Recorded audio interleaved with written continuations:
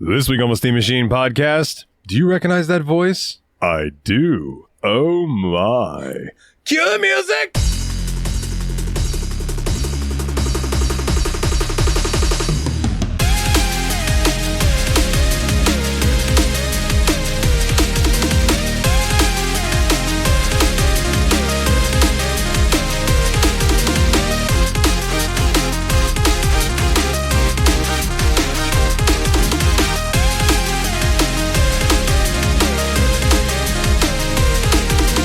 Hey everybody, welcome back to another episode of the Steam Machine podcast. My name is Dalton, and joining me, as always, is one half of the Shock Numbers. Yo, what up? It's Willie. How are you? I am doing well, my good man. And also joining me is the retro handheld man himself over on YouTube. Go watch his videos because they are quite entertaining. Team Retro, Mick. How you doing, man? Willie's here. I'm very happy and excited.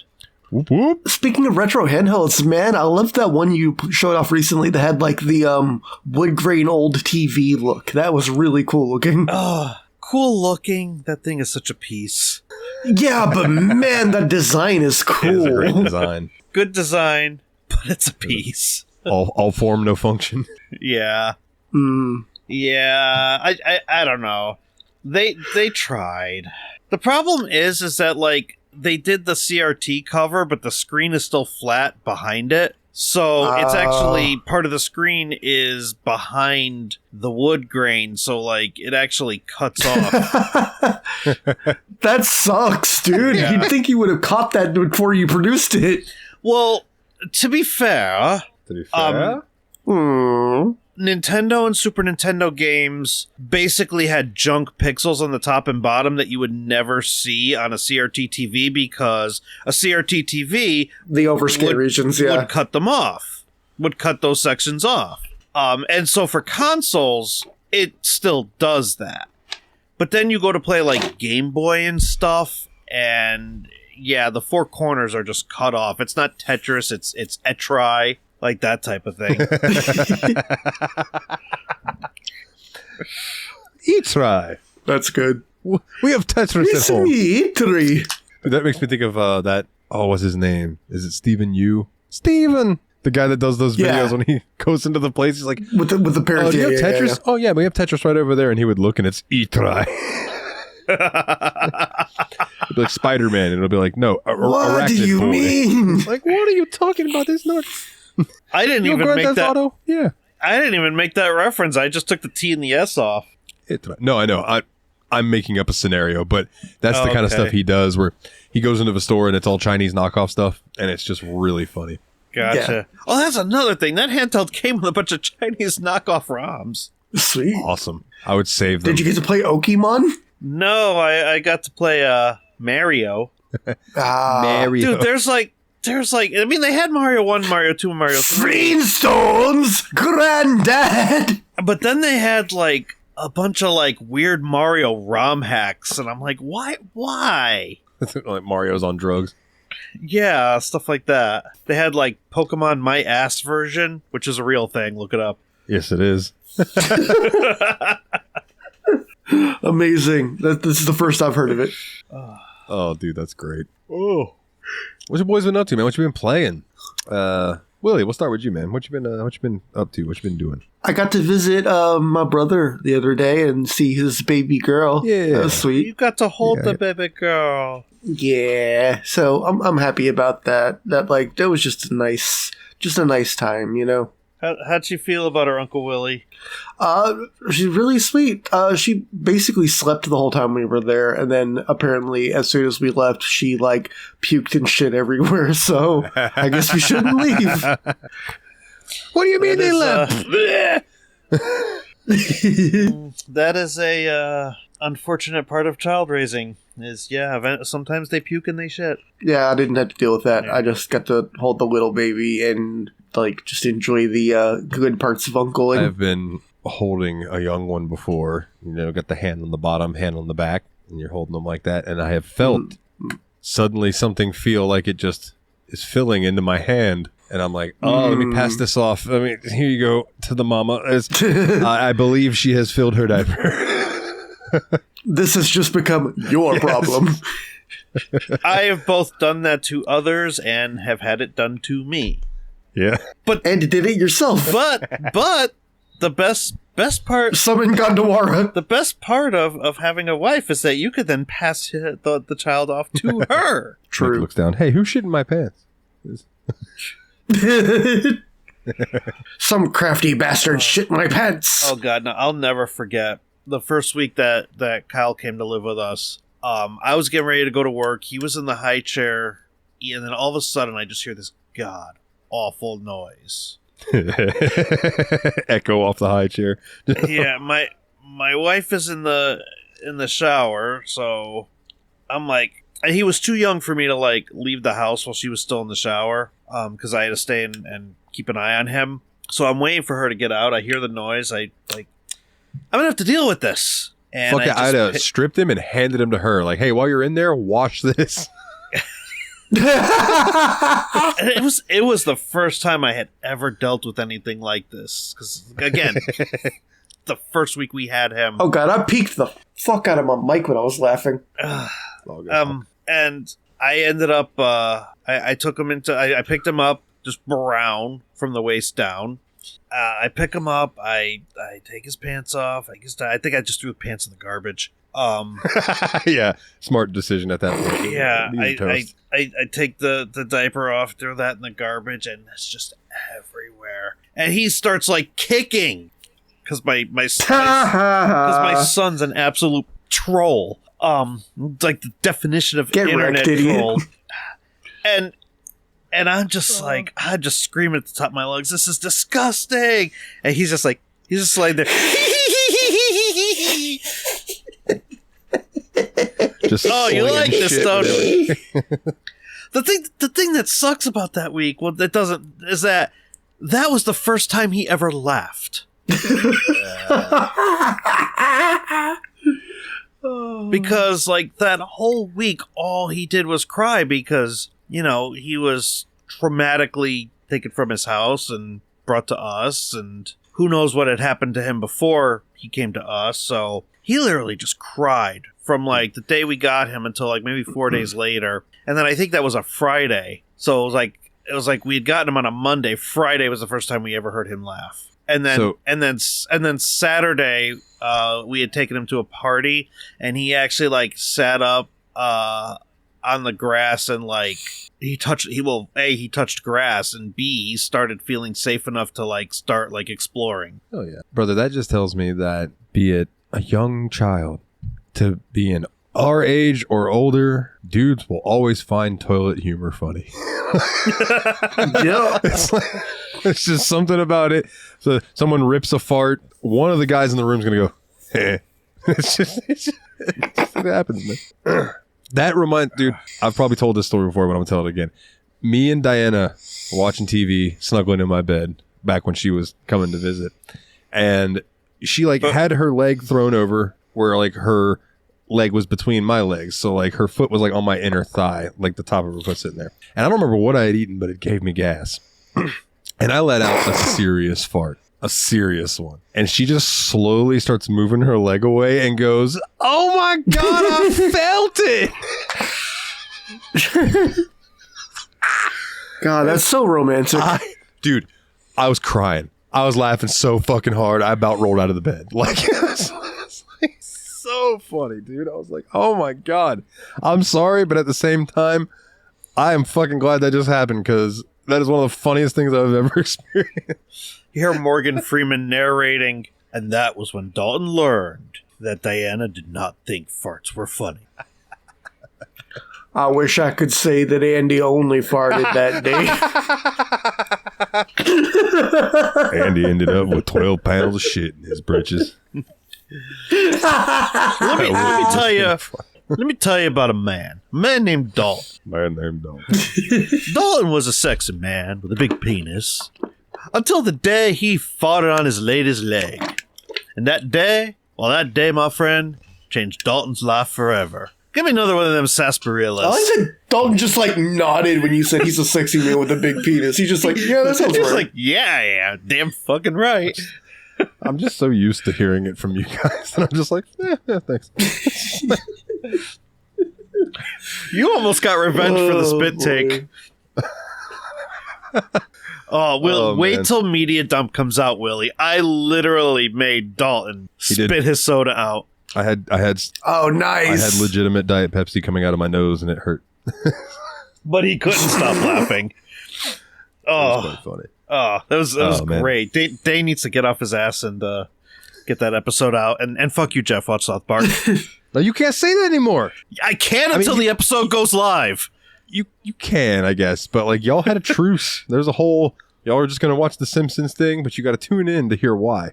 Hey, spoilers! I said you got to tune in to hear why. Okay. Anyways, Willie, what else you been up to, man? So you went and visited your new niece. Fuck you, Dalton. Watch Futurama. I will gladly watch Futurama. You threatening me with a good time? Obsessed. It's a great show. Now you want to make me cry? Make me watch that one episode of Futurama with the dog. Jurassic Park. Yeah. That's one of the saddest things I've ever seen ever. Yeah. You know, when I'm actually teaching paradoxes in literature, I show the Futurama episode where Fry becomes his own grandfather. Oh, nice. Hell yeah. I would be so happy if a teacher showed me as part of the fucking curriculum. Hey, we're going to watch Futurama today. Pay attention. Fuck yeah. Sorry, I interrupted you, Willie. No, I wasn't saying anything important. Okay. Been playing anything fun, Will? No, honestly, I've been mostly just playing the podcast game when I play games because there's a lot of game in there. Yeah, there's multiple games in this game. Uh-huh. Yeah. You could play Mario Kart. You could play Shogi or Mahjong. You could play poker. Actually, I did end up playing like an hour of poker.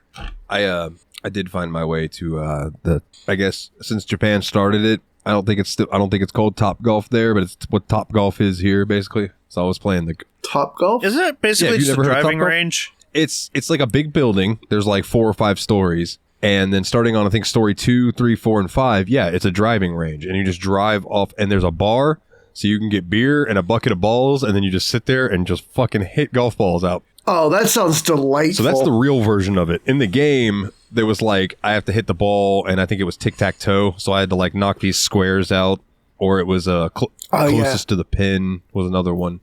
So I had a good time playing some golf, because you guys know me, I'm a sucker for golf and fishing. I actually never got around to the golf course in the game. I did do some good baseballing, though. Yeah, I didn't like baseball in this game.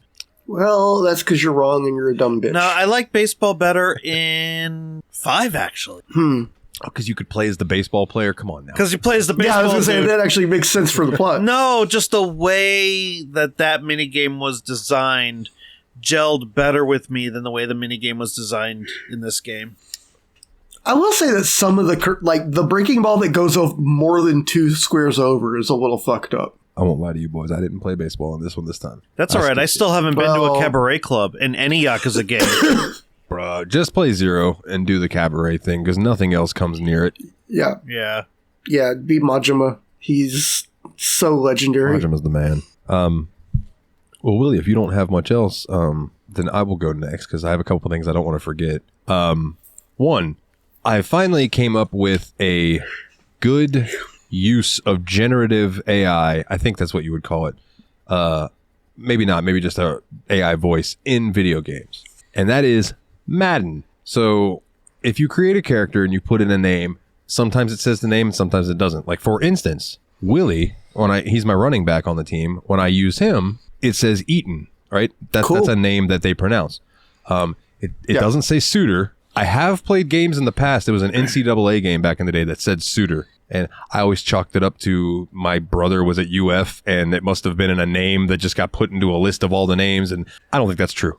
But it did work back then. But it doesn't say it now. And it's like I have Mikolov's is Mikolov Retrogue. That's his name in the game.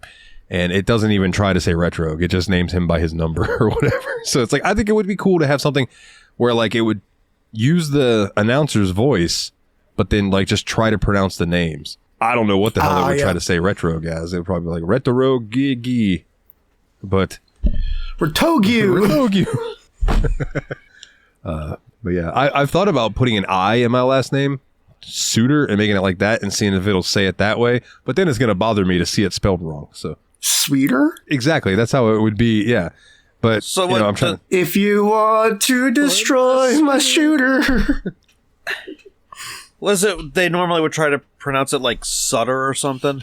No, they just don't try to pronounce it at all. But you'd be surprised how many people. Do you read Sutter Kane? A lot of people call me Dalton Sutter. I'm like, motherfuckers. There's no. If it had 2 T's, you would be correct. God, what is the movie I just referenced? Do you read Sutter Kane? In the Mouth of Madness. Okay, I was gonna say I have no idea. Dude, that was a really good movie, and also the theme song, you can really, really, really clearly hear the drummer thinking Enter Sandman harder than anyone's ever thought anything before in their life. Another thing is I have picked up a new MMO habit, but it's not a need. What was that one you were playing the other day? Damn, I forgot already. Well, so I see you making the needle motion, Mikolov. It's not quite a needle. It's more like I'm taking bumps of it. Like, it's called Project Gorgon. Oh, yeah. And I told Dave about it because Dave really likes MMOs with a lot of skills and stuff. You know, he came from Ultima Online games like that. And there is a free demo for Project Gorgon, so it's worth checking out.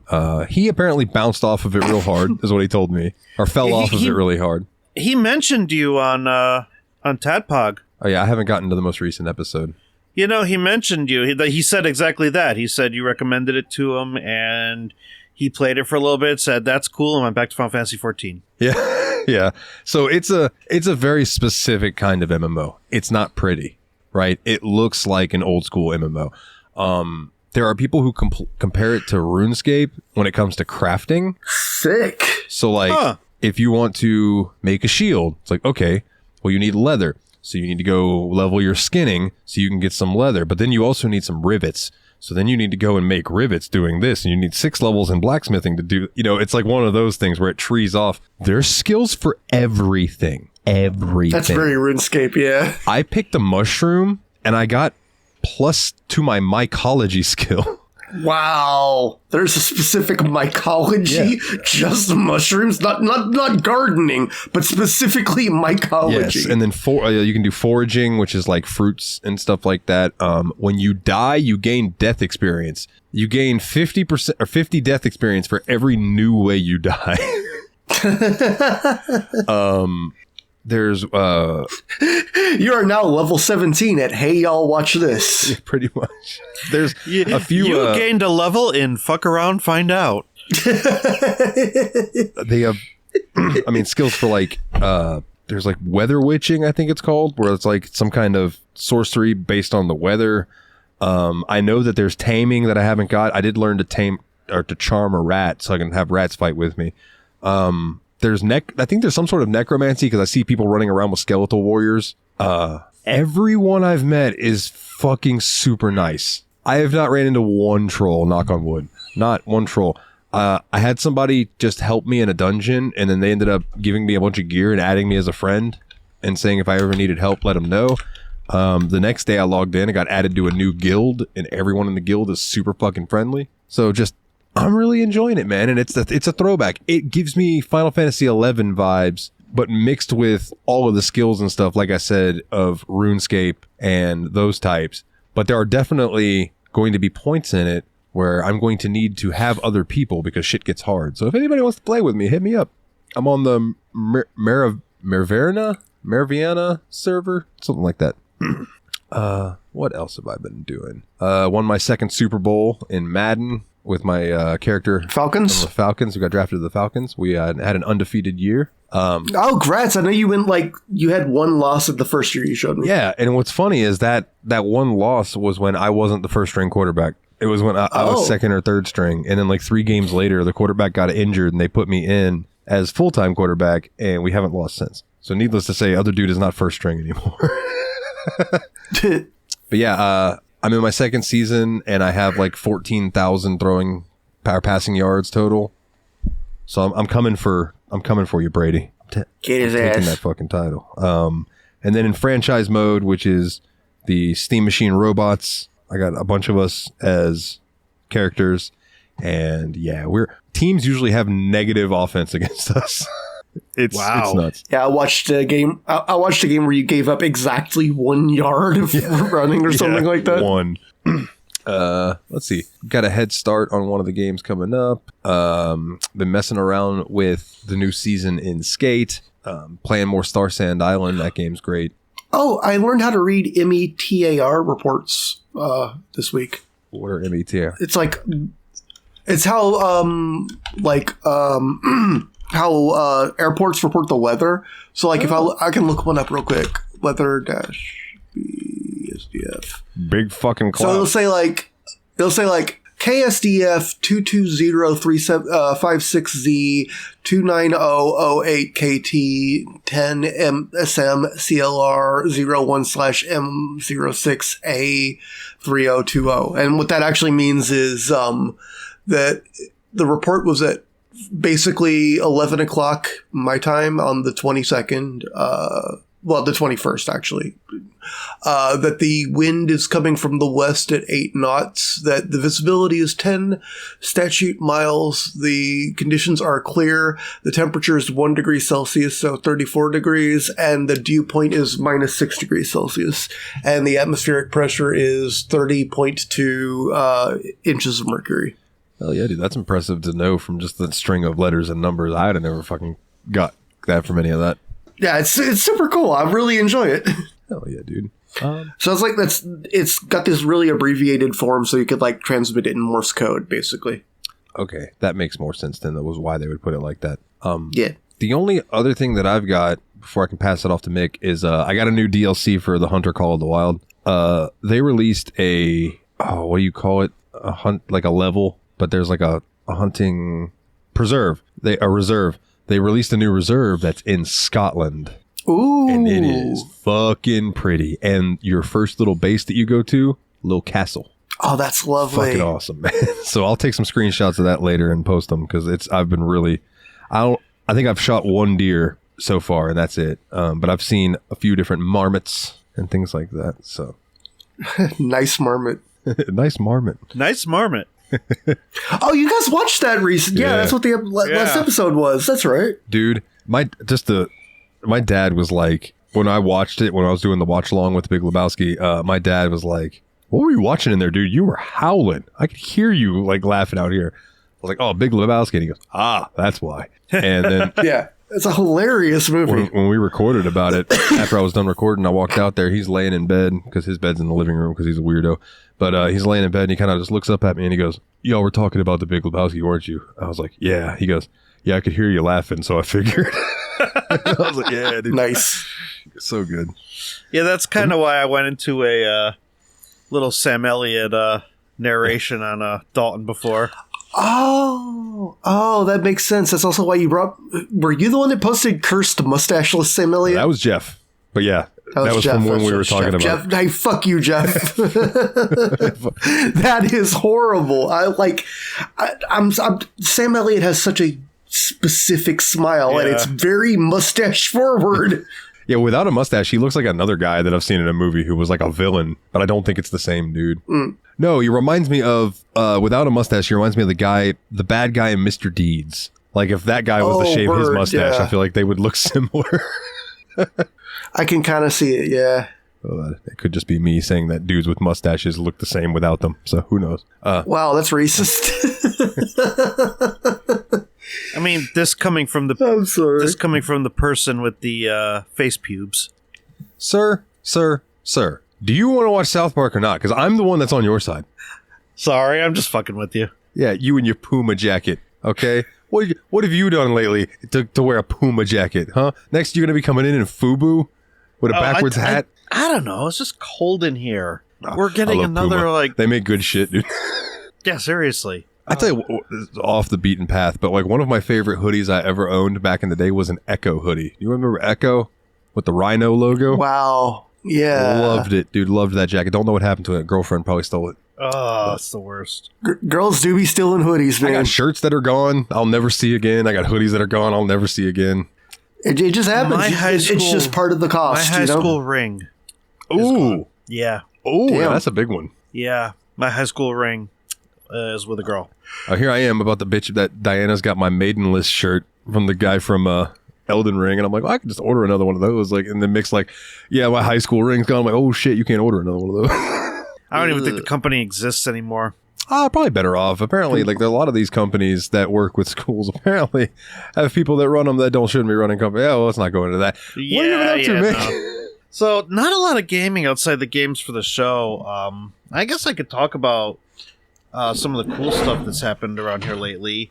Not cool is the fact that we're about to get dumped on again. Like, they're calling for like 11 to 20 inches of snow in Connecticut by Monday. I hate that, man. I'm just now getting used to it being like clear and nice outside, you know? Like all the snow had melted from the last snowstorm. Yeah. Actually, we had gotten so much snow from the last one that it's still melting. Jeez. And now we're about to get like dumped on again, and I am not happy. But you'll also notice that I'm a little less angry and not dealing with random computer bullshit because I got a new computer. Hey, man, you were miserable with that sumbitch last time, so... No, right after we recorded the last episode, I legit gutted all the parts that I had bought to try and fix that desktop. I took the power supply out. I took the RAM out. I brought that stuff back to Best Buy. I returned it. And while I was there, I said, you know what? I'm going to try something different. And I ended up picking up an Asus ROG Z Flow 13, which is a tablet with a keyboard, like a Surface, that is rocking a one of the new AMD AI9 processors. But instead of a dedicated GPU, it has a custom Strix Halo APU, which has so far been an absolute roaring beast. The only complaint I have about this particular computer is the battery life, but it's plugged in 99.9% of the time anyway. And one of the things I like about this, having this setup as opposed to having a dedicated desktop setup, is that I could unplug this, bring it downstairs to my new studio setup, plug it in down there, and do all my recording down there. And it still games like a freaking champ. Pretty much does everything I need it to. And it just sits in the corner of my desk here. I put it in clamshell mode, so it's not taking up a crap ton of space. Clam. Here we are, Pismo Beach, and all the clams I can eat. And everything that was hooked up to it, to my desktop, is hooked up to this. So, you know what? It's doing the job.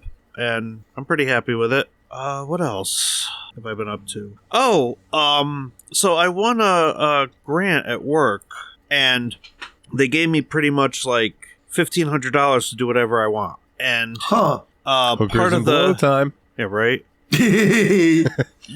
That's my snoo. No, let's not even joke, because literally my school just made the news because we had a teacher send some very scary things to one of the kids. Oh, not cool.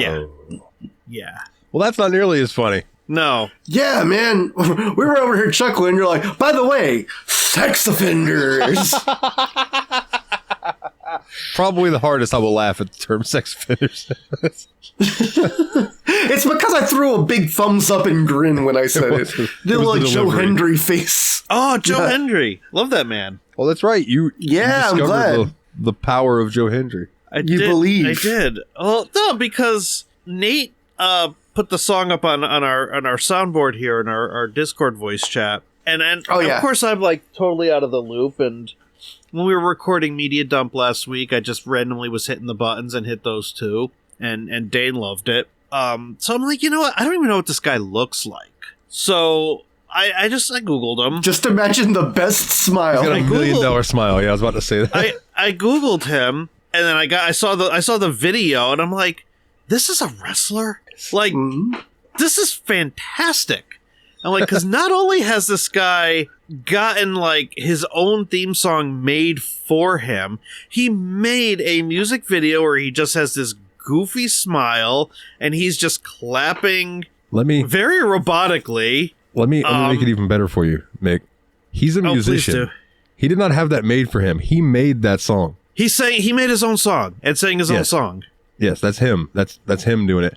one of his things is he will bring out a guitar in the ring and sing a song making fun of his opponent. Like he'll take a popular song. For instance, when he was feuding with AJ Francis, he took Higher by Creed. Yeah. and did it about AJ Francis and replaced it with "Can you please get fired?" Like, he does stuff like he is the best. Joe Hendry's the man, dude. Just I ended up watching a couple of scenes, mostly of his entrances. And dude, it just he gets the audience clapping. He walks out with a smile on his face. He's waving his arms from side to side, and then he just gets in the ring and just knocks someone out. Yeah, I'll have to send you some of my favorite compilations of. So his whole gimmick is the say his name and he appears. Right. So if someone backstage says Joe Hendry, he'll just like pop out of a trash can. But when he pops out of the trash can, his music starts. So it's like, say his name and he appears. And then they end it on the clap, clap. And then he'll start talking. But he's appeared in the most random fucking places. And it's, chef's kiss. I love it. And so they've probably had a plan for that, obviously, because he's got to show up. Oh, yeah, absolutely. So, that's good stuff. Amusing wrestler. I very amusing. I very much enjoy it. But anyway, no, I was saying that, like, I'd gotten a grant, so one of the things I decided to do with the grant is get a dedicated editing computer for my classroom, so I ended up grabbing a Mac Mini, and I ended up getting a couple of Shure mics that are sitting in my classroom with some mic arms, but like the electronic stuff, like that's gonna be cool because I'm gonna get my kids podcasting. But no, the coolest part was I actually get to read Hitchhiker's Guide to the Galaxy with my seniors this year. Hell yeah! Because I bought 28 copies of that book, and the maximum class size I'm allowed to have is 28. So I bought enough so that I could give each kid one, and we're freaking reading one of my absolute favorite all-time novels, and I actually get to like teach it. And I've never in like 17 years of teaching, I've never taught this book before. And I'm already like, giggling at the thought of like we had done the intro, and like I immediately said, like, in the beginning the universe was created. This made a lot of people very angry and was widely regarded as a bad move. Very excited for them to learn about the dolphins, and it's gonna be a fun time. Yeah, exactly. Hell yeah, dude! Like I had already like pointed to one of my seniors and was like, "You remind me a lot of Zaphod Beeblebrox." So dude, I bet that's gonna be cool, man. Like my teachers, we read books, but it was never anything like Hitchhiker's Guide. It was always like Rolling Thunder, Hear My Cry, or Roll of Thunder, Hear My Cry is a freaking terrible. It is a rough book. Dude, they made us read Go Ask Alice. I have definitely read some shit books for school. Go Ask Alice. I mean, I am doing some of the classics. Like, I am doing Macbeth right now, but I actually really enjoyed Macbeth. I remember as a kid, I as a high school freshman, I really enjoyed Romeo and Juliet because that opening scene is fucking hilarious. Mm-hmm. I usually don't mind teaching Romeo and Juliet. They took that out of the freshman curriculum though, because but she's never gonna listen. That I bite my thumb at the scene. It's just that's so funny. I used to love saying, like, he basically just gave him the middle finger. And then they're like, oh, okay, yes, exactly. I understand now. Is it Macbeth that when they do renditions of it, they're not allowed to say the name of it? The Scottish play is what they call it. Okay, yeah, Macbeth. I remembered it was that or Hamlet. I'm like, one of the two I remember, you can't say the name. It's like bad luck or something. Yeah, no, it's Macbeth. It's the one that has the what's the word? Superstitions about it. Because Hamlet, if you remember, Hamlet happens in Denmark. Macbeth is Scotland, and that's why they call it the Scottish play. Yeah. Okay. Damn, now that I think about it, Shakespeare's shit is like everywhere. Romeo and Juliet was in Verona, Italy. Yep. Hamlet, you just said Hamlet's Denmark. Yeah, Hamlet was Denmark. Julius Caesar's in Rome. Oh, yeah, obviously, yeah. Yeah, you're right. And then,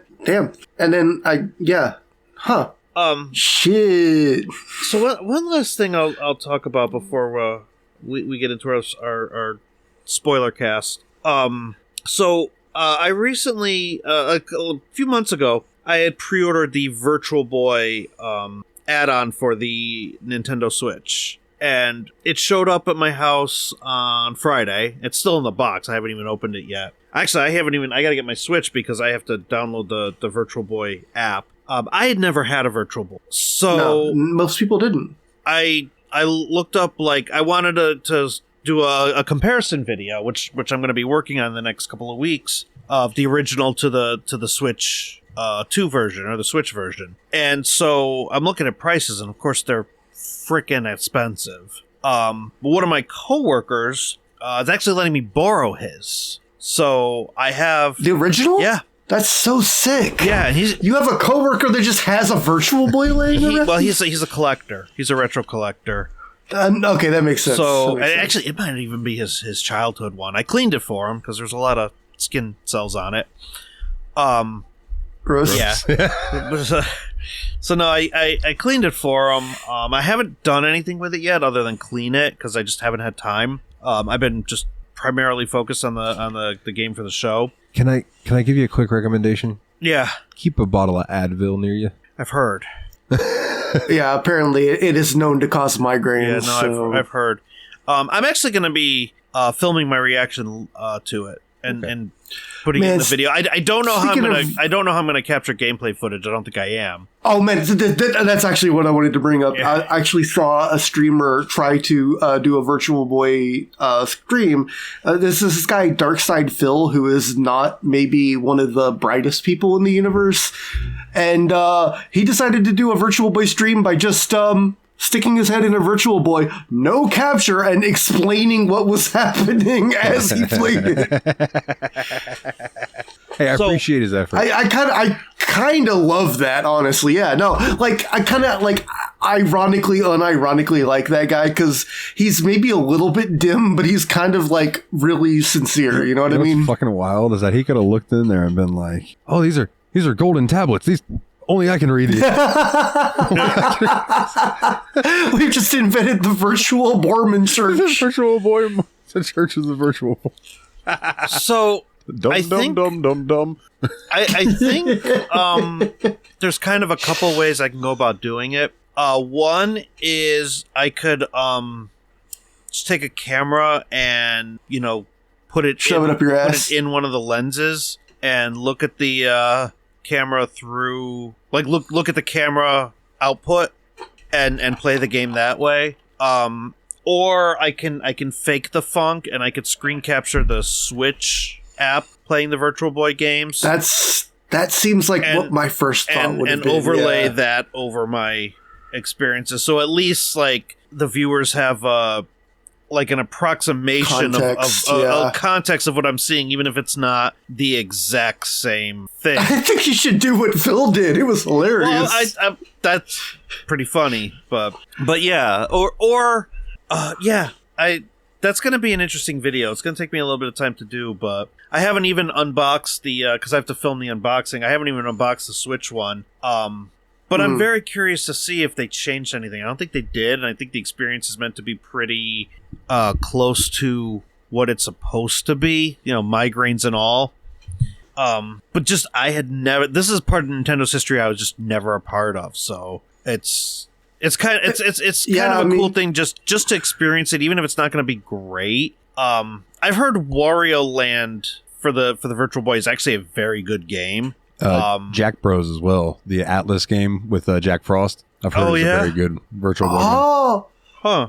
I would if I were to get a Virtual Boy, I would want to play Tellero Boxer because it's like basically Robot Punch Out, and that sounds like my shit. Actually, Tellero Boxer is one of the games I think he has. They're downstairs, so I don't know all the cards, but I'm pretty sure I saw Tellero Boxer. And it was funny too because when he was like showing me how to use it, he's like, here are the manuals. He still had the manuals. That's going to end up being featured in my video too, just for the nostalgia of it all. Here are the manuals. Read them because you're not going to know how to play the games otherwise. That's going to be fun. And last thing I'm actually looking forward to doing in my with my channel is I have a GameCube, and the disc reader is starting to show its age. So I thought about replacing the disc reader, and then I happened to look online, and I found a disc reader replacement that actually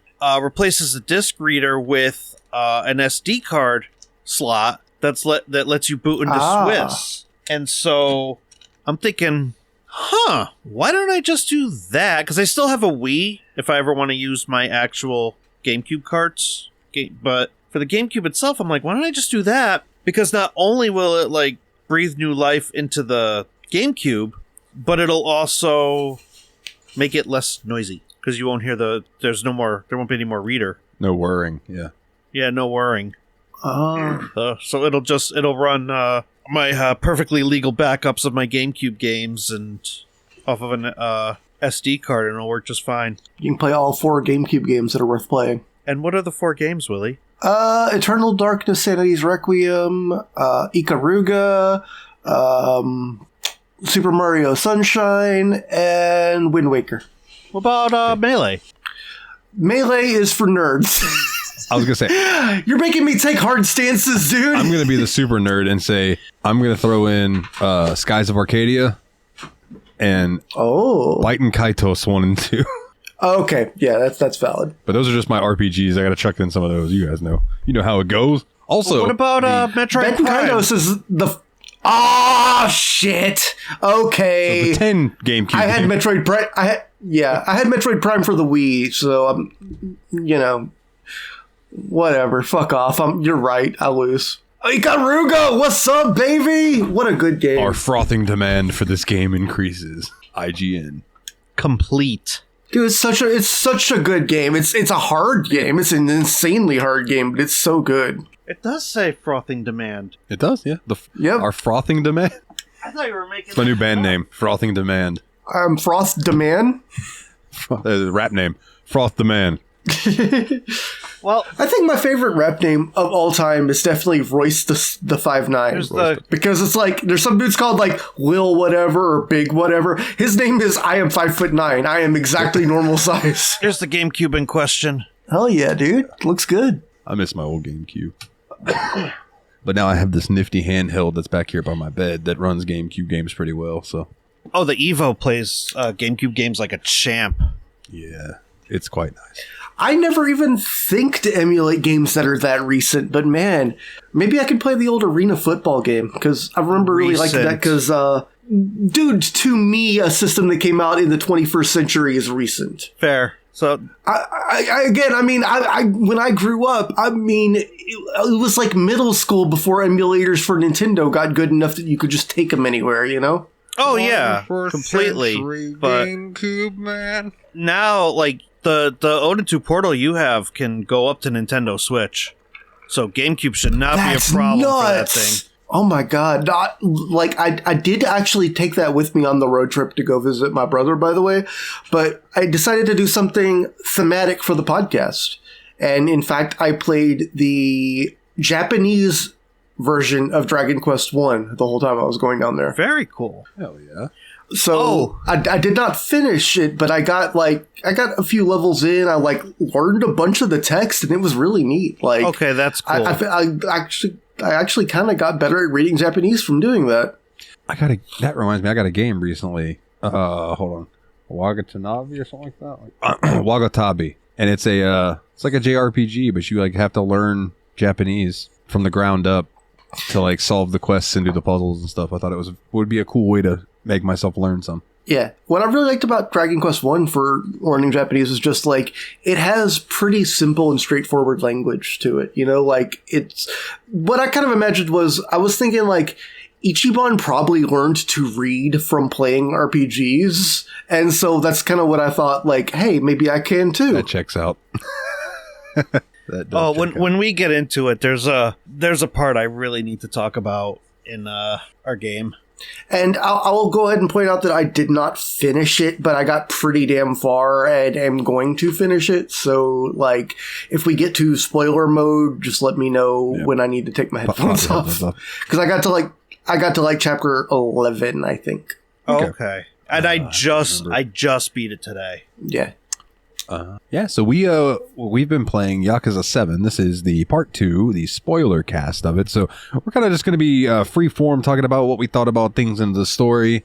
We can save the later stuff for, until Willie to pop his headphones off for that. But like, I think overall, I'm not really looking to do this beat by beat.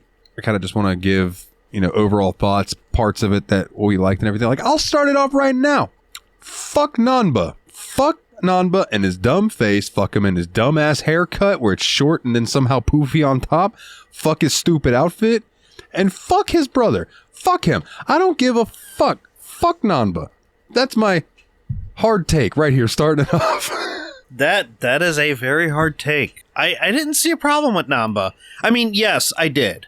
Because, and this is where we're all at, he does leave the party for a little bit. He does turn traitor and work with Bleach Japan for a little bit. He does end up rejoining the party. I did feel that way for a little bit. But no, he comes through. And to Kasuga's, how do I want to say this? Kasuga himself, I've been saying since last episode, he is loyal to a fault. And oh, absolutely. Even if somebody like fucks him over, he will still try to find redemption. And I think he pretty much saved Nanba. It was right after beating the crap out of him. But he saved Nanba, made him come back, forgave him, to the point where, like, a little bit later, again, this is in and before chapter 11. Actually, I think this is during his one of the cutscenes that play when you're trying to bond with him at the bar. He's like, there's nothing I could ever do that will make up for what I've done, and Kasuga's just like, dude, you still talking about that? Yeah, Ichiban is very live and let live kind of guy. Yeah, for sure. Bygones be bygones, all those jargon. Yeah, he's very, very polar opposite of Kiryu. Very polar opposite of Kiryu. Well, we were talking about this at the beginning, and I said that, like, or when we first got on mic before we were recording, Kiryu is almost the definition of stoicism. Yeah, like straight face, doesn't let things affect. Kasuga is anything but that. Yeah. Kasuga wears his emotions on his sleeve. Like, he cannot hide his facial expressions or anything. Like, not at all. Not to say he's not a hard ass, because he is, but... Oh, he is a hard ass, for sure. And his emotions can betray him a lot of the time. But just having a different story flow, and having that a main character that just acts so polar opposite of the one that we have been used to for so long, kind of a nice change. Yeah, it didn't take long for Ichiban to grow on me at all. Yeah. No, I immediately found him endearing. Yeah. I think that at the very first, I'm like, man, you are way too much of a trusting dumbass. But then after a while, I'm like, maybe he's just a himbo. It's fine. You're my trusting dumbass, you son of a bitch. Yeah, exactly. Exactly. Do you guys feel that the different personalities of these different protagonists actually are meant to match the gameplay style? Because the stoic man just punches everything out in an action RPG, and the emotional guy has a party and lets them help, I should say, and lets them have a say in what's going on, and bonds with them, and man, so much RPG. all the RPGs. I do agree with that the fact that you have a party, that you're not just suffering all these slings and arrows alone, like, it really does make a difference in the tone and the cadence of the game. Yeah, I agree. I found this one to be, for the most part, a lot more lighthearted. And I do think that a big part of that was the party banter and, like, the little conversations you could have as you were running around, or like the little bond quests and things like that. Like, I think it really just added to it. Whereas Kiryu, you had your lighthearted moments, but they were mostly side quests and stuff, which this game had a plethora of as well. But even some of the main quest stuff in this one didn't seem as... in the older games, it was like main quest was serious. Side stuff was silly as fuck. In this one, there was still some silliness, but I think that was just purely because of Kasuga and the party and the way that they're personalities interacted with one another. Agreed. Very much so. And having a party meant that gave us more than one character to learn to like. Yeah. Which is why I think we end up, except for Dalton, we end up kind of forgiving Namba, even though he did some stupid shit. Like, and that's another thing about this game. Nobody in this game is innocent in any way, shape, or form. They've all done something that they regret. And quite frankly, it fits to the whole theme of the gray area. Like, every single character we've come to know and appreciate and love, they all have a gray area.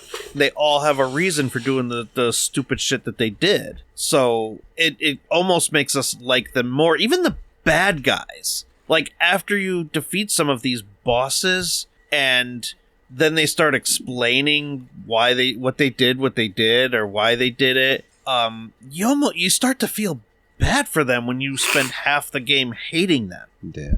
I want to get this out there on Front Street.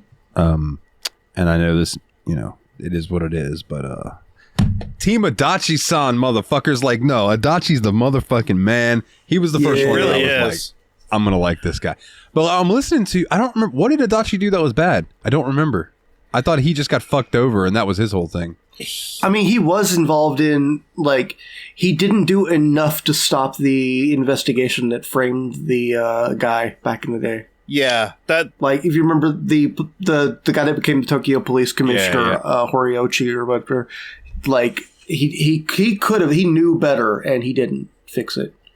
and That's- his okay, that's and right. that the guy's dad ended up going to jail, right? Yeah. Yeah. Okay. I do remember that. And then now. we got to meet, what was the kid named? Takeshi? Takeshi was Something cool. like that, yeah. Although we met him, and then we thought we met him, but it turned out it was just his roommate. Yeah, I was so happy that final plot twist came the way it did, because I was feeling so bad for Adachi. I'm like, no, dude, you're not a rube. You're doing your best. You're a good guy, honestly. And then, yeah, we got that last twist, and I was like, oh, thank God. Did anyone else think that having Psycho as a playable party member really contributed to the tone of the party? Being the only, I was actually going to say the only girl. Yeah, because a lot of those conversations you have on the overworld, like, I really do feel like she was kind of the one that's like, y'all are a bunch of fucking goofs. Yeah. Like, she was kind of the one that brought the necessary judgment down. I did find it funny that, like, there were multiple scenes where Nanba's like, I think she's into me, dude. Yeah. And Adachi's just, and Kiryu, or not Kiryu, Kasuga are like, go for it, man. Just, whatever. Yeah, I found it odd that Eri, who is the management girl, you get her as a party member, but she's not in any fucking cutscenes. None. She was in, like, one conversation on the overworld, and I was like, wow, she gets to talk? Oh, Adachi had a crush on her. That's right, yeah. I mean, she was a cutie. That was the conversation. Adachi tried to, like, get at her. Yeah. So there's a reason for that. And I think the reason is you can go through the entire game and not recruit her. No. I get that. I get that. I just thought it was fun. I never saw even a conversation. Like Willie said, I never even saw a conversation with her. So I thought maybe she was a DLC in the Japanese version and then just got added as a... But then I'm like, no, because this game released worldwide at the same time, I'm pretty sure. So I don't know. Maybe she's just an extra. Like I said, that video I watched, the guy talked about the entire story and never even mentioned her. Yeah, because he never did the management thing, which is weird Well, he because did the later, management but- thing is a main story quest. Like, you run into her as part of the main story, and then you have the choice to go and talk to her. Which is... But when you get to the point where you need 3 million yen or whatever, you're probably going to end up going back to management, right? That's what I was going to say. That is a crucial way to make money for that. Yeah, because I had already had that 3 million from playing the management game earlier on. I got the management company all the way up to like third in Yokohama? Yeah, third in Yokohama. And I was gonna get it to first, and I did end up getting it to first a couple hours ago before we started recording, just because I was messing around in Premium Adventure. And then like just time was ticking. I had to get the game finished for the show. But I had the yen just from that. Yeah. Which I played the shit out of it. I think we all did. Once, like I warned you guys, I'm like, dude, once you hit the management sim, it's gonna take a couple hours to get time because it's really, really just addicting. And man, I was going in and buying businesses, selling businesses, to the point that I finally got to the point where like the little sweets shop was making a pittance compared to all my other businesses. Yeah, and you can't get rid of it. Well, of course not. I never would. Yeah, that's your main business. But the commercials, dude, cracked me up. Cracked me up. And I never actually did a commercial. Oh, no, like when you would... What are they like? When you would do your management thing, every now and then it would show you a commercial before it started. And it would be like Kasuga... It's Kasuga, yeah. Yeah, he would like wave and like there would be like a little girl holding a treat or something and she would drop it and like meh, and then Kasuga would hand her another one and it was from Ichiban Confections and then they would like do their thing and they would take a bite and then they would bow and do their like whatever they would say, you know, and do their little Japanese cute the hands. I don't know how to describe it, but they were very kawaii. Yeah, you're gesturing. I see what you're doing. I'm trying to find the words to describe it. I'm like, they were being kawaii and just like they're folding their hands and tilting their head, and then you become Ichiban worldwide, wide.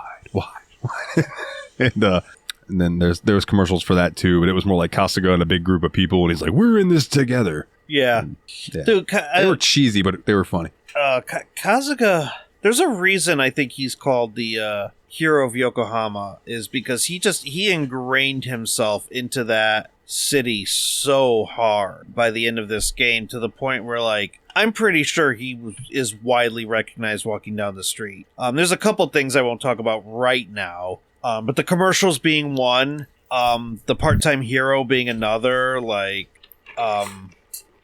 he definitely just ingrained himself in the whole atmosphere of the city. Like he just you could tell this is why he's called the way he is because everybody knows who he is. And it's another very different tone from past Yakuza games because Kiryu always ended up either going into hiding or going into prison or going under the radar or just maintaining his little orphanage. But Kasuga's just out there, even as an ex-Yakuza, just helping people. Yeah. Did you get to be Onomichio in this one? I've seen Onomichio stuff. There was a side quest where I had to like find figurines because apparently there was a knockoff fake one. If you continue following that plot, you do actually get to be Onomichio for a fight. Oh, nice! Oh, that's awesome. There are Onomichio costumes in the game. Yeah. Oh, I never got those. Also, man, it took me forever to figure out the one with the knockoff figurines. It took me forever before I realized, oh, the real figurines have green straps on the fish, and the fake ones all have red straps. I just looked at the long sleeves because it's a tank top. Ah. On the knockoff. Damn, so if I could see the entire arm, I'm like, that's a knockoff. I did not catch that. Yeah, the only thing I noticed was the strap on the fish bag. Oh no, gotcha. Oh no! Nice to meet you. Nice to meet you. We love Onomichio here. I'm curious what you boys thought of when you start dealing with the Gomijul. Is that how you say it? Gomijul? Yeah. And, I love them right off the bat. Suddenly you see Jungi Han. Mm-hmm. Did that not take either of you aback like it did me? That was really confusing for a second because I'm like, I'm sure I know this cat. Where'd he come from? I think I said something to you, Dalton. I think I was like, why does this guy remind me of this other guy? And you were just like, keep playing. Yeah, I said keep playing, and they do explain it. But I was just like, so when I first saw it, because Willie, you've seen long enough to see the reveal of who he actually is, right? Okay. Yeah. I didn't want to spoil that if you hadn't. So he pops up. I'm like, didn't this motherfucker get shot in the head in the last game? Pretty sure I saw this guy get shot in the head. Like right between the eyes. There's no faking that. Like he got shot right in the fucking head. Like, pretty sure Beat Takeshi shot him. Yeah, and I'm like, what the fuck? So then it gets explained later on that he was a body double for that guy. Apparently not a great one. But and he got and I'm like, oh, so and now it's like I guess he's gonna be like La Parka, where he's gonna just pass it on Like every generation there will be a Jungi Han, which that's cool.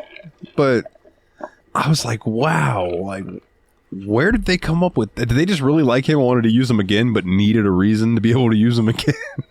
He must have been popular. I mean, he's very nice to look at. What was that? Like, just let us have a hot guy in our party. It's fine. Oh, you could change his costume to look like Jungi Han from 6. Like too. you did in 6, yeah. I liked the other guy. I didn't, but you can. I actually dressed him up in Akiyama's clothing. Hell yeah. Oh, nice. Was it Zhao? Zhou? Yeah, Zhao. That I like that guy too. He reminded me of just like Chinese Majima. Yeah. Yeah. Like, that I was the thought vibe he I was got cool from the moment we met him, even though he like had a gun to our heads. And when he ends up, There was something about that like sing-song way he talks that I really enjoyed, you and know? just the glasses and the fact I didn't know he was gonna actually join the party, so I was actually thinking to myself, I was very happy that he did, yeah. No, I was thinking to myself right when that chapter started, I'm like, I'm in the menu and I'm noticing, I'm like, okay, Jungi Han joined the party. I have Eri. There's another slot there, but it's getting real late in the game. I wonder if that slot is actually going to get filled with somebody. Sure enough, it did. Unfortunately, his is the only bond that I didn't max because by then I was just way too late in the game to want to do side quest stuff. And I think, unfortunately, that's one of the consequences of having a party member join late in the game, that by then you've already gotten your party established. You don't really care to add anybody new to it. Oh, I beat this game with Ichiban, Adachi, Jungi Han, and Zhao as my party. That is my current party, yeah. My party was Ichiban, Jungi Han, Psycho, and Namba. Psycho, I mean, because I trained Psycho and Idol really early on, that means that she kind of became my party's healer, especially after Nanba left. Yeah, she's a good healer with Idol. See, my healer was Ichiban. Interesting. Okay. He learns. See, I trained Ichiban in Host really early on. Like, that was the main class I had him in. I kept him Hero, and when Hero levels up, he eventually gets. Oh, you do get that heal all. He gets heal all. It's like, yeah. But it's like, it also costs like 40 MP or something like that. So it's not like you can use it all the time. Oh, I spam skills, use Torner. Did you guys do the side quest with the homeless guy and the cook? Oh, so sweet. Yeah. Yeah, that one was really nice. Yeah. So did you get her as a pound mate then? I did, and you're right. She does restore each or MP. That's right. Yeah.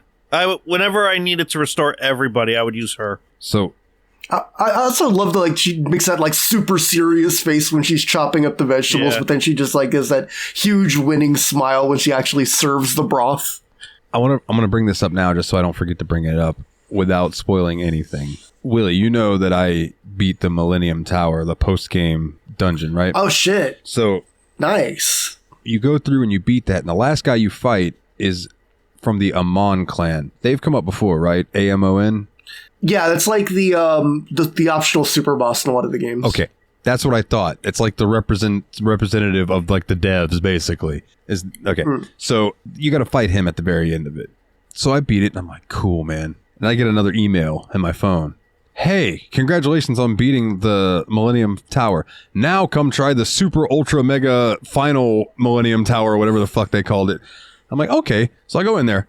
Every enemy is level 99, right? Shit. All the way to the top. But here's the thing about the ending fight that I needed you to know about, right? So it's the Amon clan guy again, and he's like, I'm not going to go easy on you this time. Fight starts, and he says, you have to fight ghosts from your past.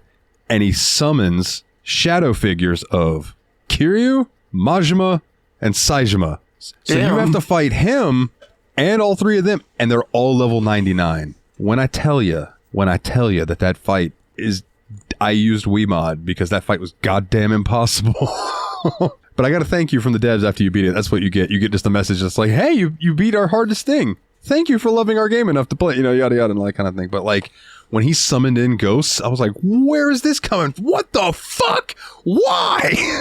It's awesome. It's absolutely awesome. But I don't recommend doing the Millennium Tower. I don't.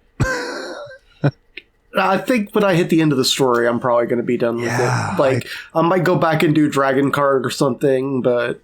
Yeah, Dragon Card's that's about okay. I just wanted to bring that up because you must fight the ghosts from your past. Boom. And then they show, I was like, oh my God. That is wild. Yeah. Very, very cool. Very, very cool. A little ode to the past fans. So I really enjoyed the whole whodunit in this. Like, trying to figure out who killed your boss. Then the guy hung himself. Oh, yeah. I really enjoyed that, going through and finding out it was Mabuchi. Was that his name, right? Yeah. Yeah, Lao Ma Babuchi. Yeah, Lao Ma, that's right. And he's part of Zhao's thing, but then Zhao's like... The Hanping Yokohama triad. Yes. They had a name. I can't remember exactly what it was, because they said Hanping in the Japanese voice, but that's not the word it actually used on the screen. Oh, the Lumang. There you go. Lumang. I was just about to say it, but you found it. Lumang, and then there was the Gyomajul, which was... Komijul, yeah. The Korean mafia. The Korean, yeah. And then there was the... Seiryu clan. Yeah. I really enjoyed the whole thing with Mabuchi, and then like him capturing Kiryu and then doing the fucking video edit to make him look bad. Yeah. That's like... You mean not Ichiban, not Kiryu. Did I say Kiryu? God damn. Sorry, that is Kiryu, force dude. of habit. That is force of habit. Yeah. Ichiban. Oh, yeah, because they cut it where he's like, you're part of the Seiryu clan. Damn right I am. Damn right I am. Because Zhao's like, ain't this you, dog? Yeah. And he's like, oh, that's edited. So then you have to go to the He did say that, Gomajul. yeah. And I'm not going to lie, when it came to the Gomajul, I thought the party member we were going to get was Purple Hair Lady. Oh, Song Lee, something like that? Lee, yeah. What a badass chick. Oh, I love her. Dude, she's... I love that she and Psycho immediately butted heads because both of them wanted to be the alpha bitch. Yeah, that was just so classic. Yeah. It's like, she's talking with Ichiban, and then fucking Psycho's like, can y'all fucking stop flirting already? Like, she just... Yeah, they didn't take each other's shit one bit. It was great, dude. Yeah. But yeah, just... To be fair, Psycho also completely was head over heels for Jungi at first, too. She's even like, why are all the hot ones crazy? The hot guy, yeah. Who's the hot guy? Yeah. I mean, she's not wrong. Look at him. Damn. Dude, that's He's why I attractive son of a liked bitch. having her in the party, just because she brought a much different energy to the storyline. She had a perspective that the rest of the gang didn't have, Right. and I liked that. Yeah.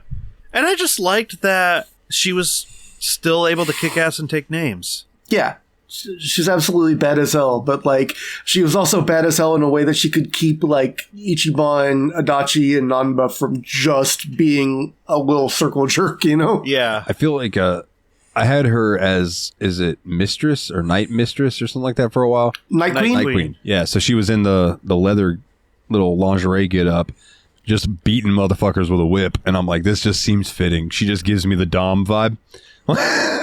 So I did that until I was able to put her on Matriarch, and then that's what I ended with Matriarch. I really liked seeing her wield the Naginata. Guan Yu. Yeah. Guan Nice. Yu weapon, yeah.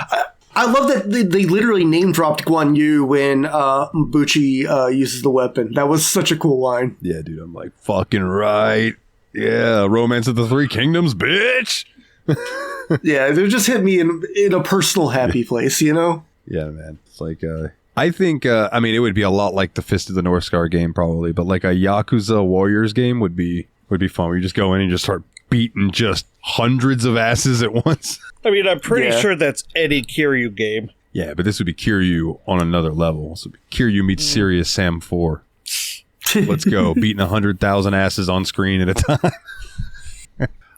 Yeah, I enjoyed the story flow, you know, how the whodunit kept evolving and it kept getting deeper, and then it was like it would pull a string which would detach 3 other threads, you know what I mean? It really did well to thread it all.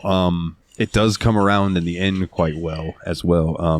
I thought the game also did a good job of like, it drops you off in the stalemate of the Great Wall of Muscle, and then you get to see it collapse as you start to feel more for all of the 3 gangs. Yes. And the big reveal, which I believe you've seen by now, Willie, at least I hope, of who the leader of Bleach Japan is. Oh, who Ryo Aoki is actually? Yeah, Aoki.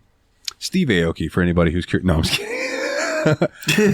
But yeah, Aoki is Young Master, It's Arakawa's son. But apparently him and Arakawa are at odds. I didn't finish the story, so I couldn't tell you exactly what was going on, but apparently they do not have the exact same goals, so that's cool. Yeah, and that kind of comes about as well. But yeah, it's very interesting that like when you first meet him in the beginning of the game, like he's a handicapped person in a way that he's got some issues where he's wheelchair bound. And he ends up taking some kind of fucking drug. Well, he calls Ichiban a pussy, basically, because Ichiban won't stab him in the chest with this experimental drug. And he's like, pussy, and then just like stabs himself and does it. And then he can walk for a while. And then he goes and he hangs out with the hooker. Oh, no, excuse me. Not a hooker. Very clearly not a hooker. Hostess. I used the wrong H word. Hostess. But then like he has the beef with the cop guy and there's all that. And then they overhear the conversation where she actually just uses him for his money, and then he throws the money at Ichiban, tells him to wipe his ass with it. Yeah. And then the next time you see him he's the leader of this Bleach Japan thing 18 years later. Apparently he faked his own death and then assumed the identity of some other guy. Yeah, went to America. And then in America he had experimental surgery, so he doesn't have the wheelchair need anymore. So apparently he does say at one point he had a lung transplant. So I don't know that his issue was necessarily the fact that he couldn't walk or he didn't know how to walk or he was paralyzed. I think the issue was he just wasn't getting enough oxygen to walk. Like Yeah. Like that makes sense because like the weird experimental treatment he did when he was in Japan was basically just an adrenaline shot. Yeah. So like he could walk, but it would like exhaust him or it would like wear him out if he just walked for like a couple steps. Dude hit himself with Narcan. Yeah, basically. But yeah, that I caught onto that too. That I was like, okay, so it's not his legs. It was an internal issue. Organs, which makes sense considering what happened the day he was born. Yeah, that. Damn, I forgot about that scene. That was really tragic. That's a brutal scene. Yeah. And we'll talk about that scene more, but after Willie takes his headphones off when we get there, because it does come back around to that. Oh, really? Cool. Trying to think of other things I wanted to touch on because there's a lot to this story, but like I really enjoy. Oh fuck! No, can't bring that up yet. I'm sorry. No. All good, dude. All good. The interactions with the bartender inside of Survive Bar. Oh, yeah. So I don't remember if we were talking about this off air or on air, but yeah, that being the guy from one of the earlier Yakuzas. It's Kashiwagi from the original game. Kashiwagi. Thank you. I could never remember his actual name. I will forever now think of him as the bartender. Yeah, totally. But yeah, he's just so cool. I'm glad that he's back too, because I really do feel like his death was such a waste. Yeah, but apparently not. Apparently it was just the beginning. Yeah. But yeah, he was super cool in this game. I was happy to see him, and he was very like, yeah, you do whatever you want. Was it Nanba that had the side quest that you do where he drank like a 10 Yes, it or was like 100,000 yen worth of booze? Yeah. Did you finish that side quest, or did you finish that conversation? I don't remember the end of it, but I did it all, yeah. So, Willie, do you mind if I mention this? Go ahead, yeah. No, I did all of the Nanba's Bond missions. So, it come to find out that when the bartender was starting off the bar, he's like, I wanted to make it look like we had expensive liquor. So I took an empty bottle and I just dumped cheap whiskey in it, and nobody ever ordered it, so it was never a big deal. So this all comes about because Nanba is hiding the fact that he drank this whole entire bottle, and it was the best whiskey he ever had. And so he filled it with the cheap stuff and put it back, and he's worried he's going to get caught. He's worried somebody's going to order it, and the bartender's going to get in trouble. So somebody comes and orders it, and the bartender just throws out this whole big story about how he can't serve it because he bought it for his wife or for his girlfriend, and his girlfriend died, and he throws out this whole big sob story, and Namba's like, dude, I have to come clean. He's like, this is crazy. Like, I feel really bad. I drink all the wine that was meant for his dead girlfriend. And then the bartender walks over and was like, phew, that guy bought it hook, line, and sinker. Oh, dude. That was great. Speaking of Survive Bar, I know we mentioned this a little bit last time, but so I almost exclusively kept the music in that bar to Beneath the Mask from Persona 5, right? Yeah. Because it was it's just the perfect music, because it's the cafe music from 5. It's the cafe music, yeah. But then I found one that every now and then I would have to go and listen to it, right? And it's one of my favorite songs from gaming of all time, and it is Daytona! Nice. When I saw that they had fucking Daytona USA music, I was like, no shit. So I had to rock out with that. So I found in the course of my playing the game, I found a Sonic CD, and I didn't go into it, but I'm pretty sure I remember it saying Sonic Adventure CD. So I need to go back to Survive Bar at some point and just see what's on there. I want to see if Open Your Heart is in it. Yeah, it'll be a song from that game. So you should. Yeah. Is it just one song, or does getting a CD actually get you an album? No, it's just one song. Nah, it's just their singles. Okay, good to know. But yeah, I was very surprised at all the different Sega games that they had music in there for. It was very man, I like seeing this cross branding. Like, that's nice. It's like going into the Sega arcade, and not only is there Virtua Fighter 2 arcade version, but there's Virtua Fighter 5, which was not that much older than fucking this game at the time. Yeah. It's just super cool when they can do stuff like that, because they own that shit. I'm pretty sure the game takes place in 2016. No, 2019. It takes place 3 years after the events of Yakuza 6, and that was 2016. Yeah, right. Yes. Which means that when we get into later games, they're going to be taking place pretty much in present day. The year of the release, I'm going to say. Willie, I know you've mentioned this before. I really think that they should bring back, and I think it's Bandai Namco that owns the mini games in the loading screen. Yes. They don't even do that anymore. That shit's not in Tekken anymore. They should put that shit back in, or let that go so other people could do it. Because that's such a cool idea for I could see Yakuza doing that. When you load up the game for the first time, it's just an old school fucking Sega game. Did it too.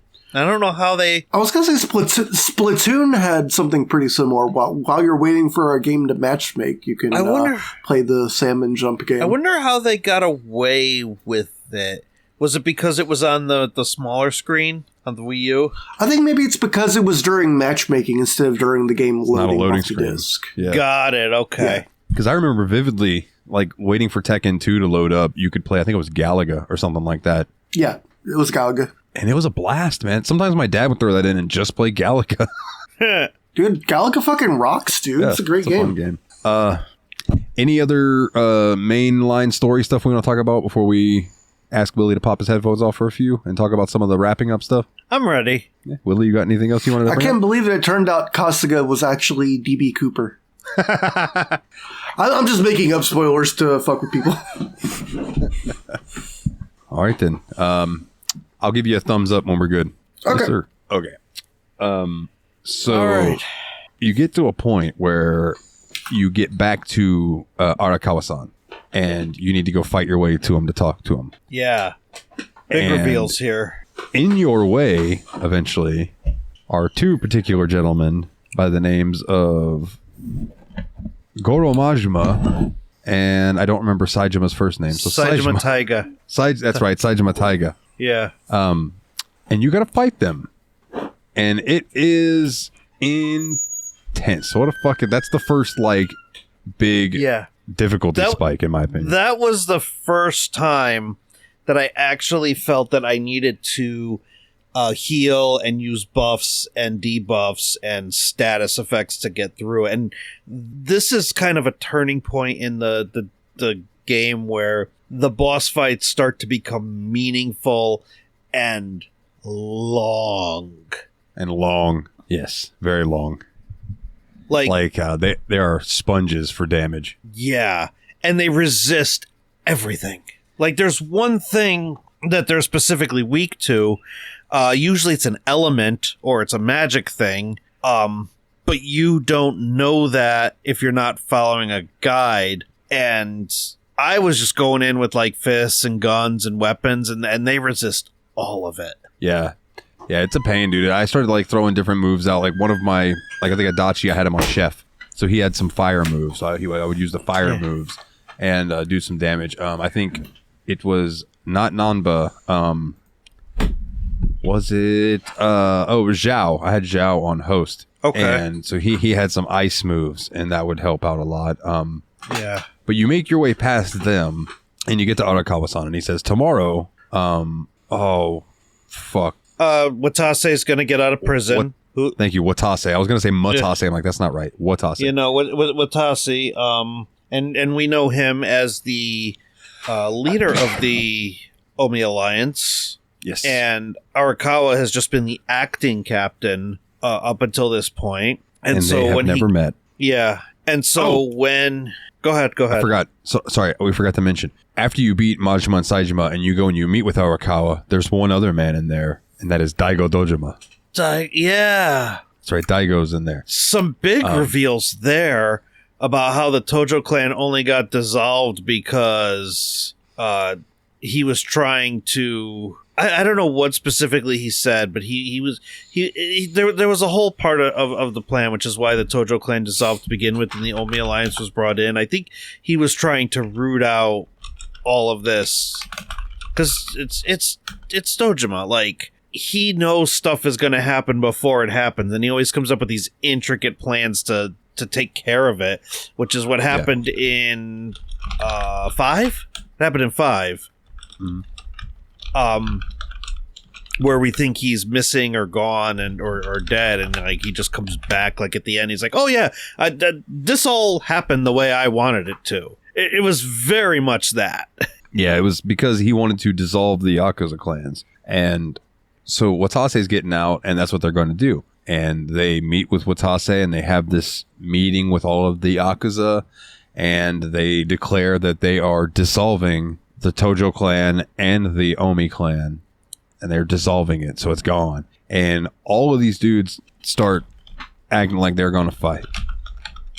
So Majima, Saejima square up. Ichiban and his crew squares up, and they're all getting ready to fight. And then Tendo's like, I'm switching sides. I'm not passing up this good fight. So he helps you guys out. He's this evil boxer guy. Tendo being one of the chief lieutenants of the Omi Alliance. Omi, yep.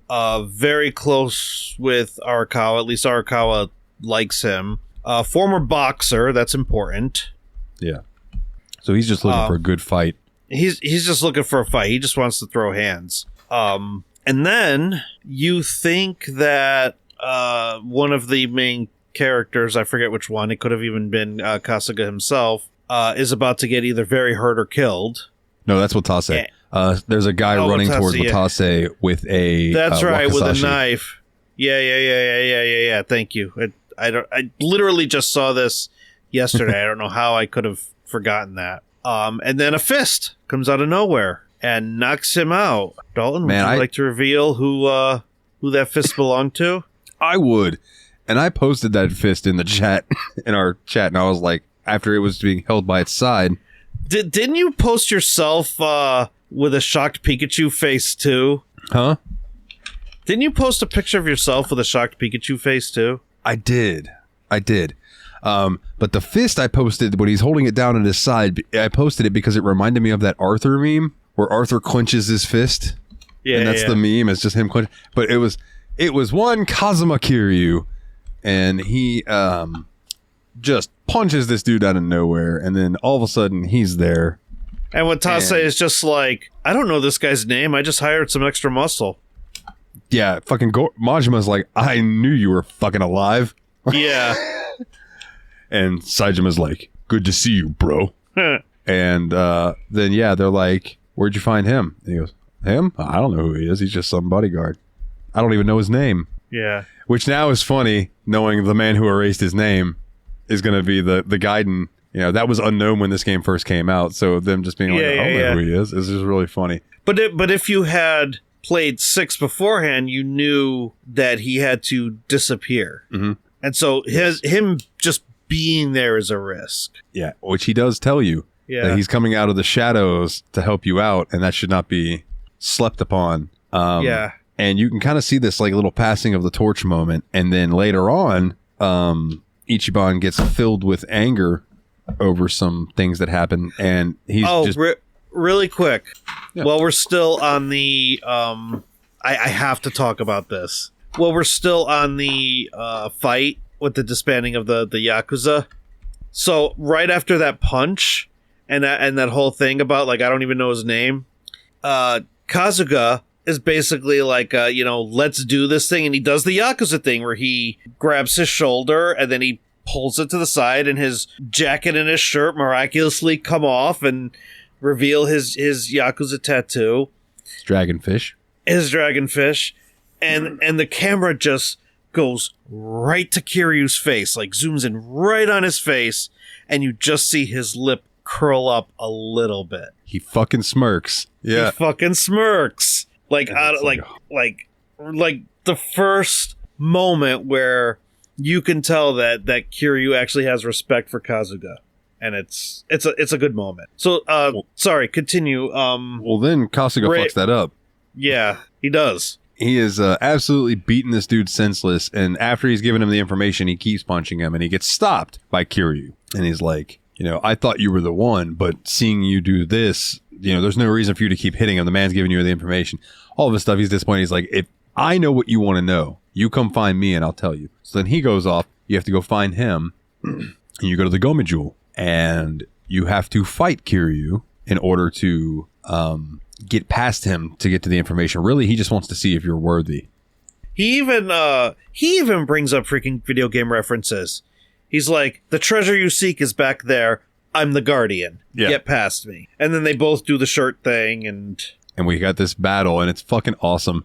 You fight Kiryu, and after you get him down, and defeat him or whatever, it goes to this cutscene where he just socks Kasuga in the face, and Kasuga starts seeing him as a big, giant, fire-breathing dragon. He looks around, and all his teammates are down on the ground and burning in flames. And then it just like... He's wearing armor at this point and has a sword and shield. Yeah, that's true. He's in full Dragon Quest regalia. Yeah. And then it cuts back, and Kasuga's just laying on the ground, knocked the fuck out, and everybody else is standing around him. Dude, and at that moment, when he starts to wake up, he puts his fist up in the air, and he goes... Da-da-da-da-da-da-da. He does the freaking level up sound from Dragon Quest.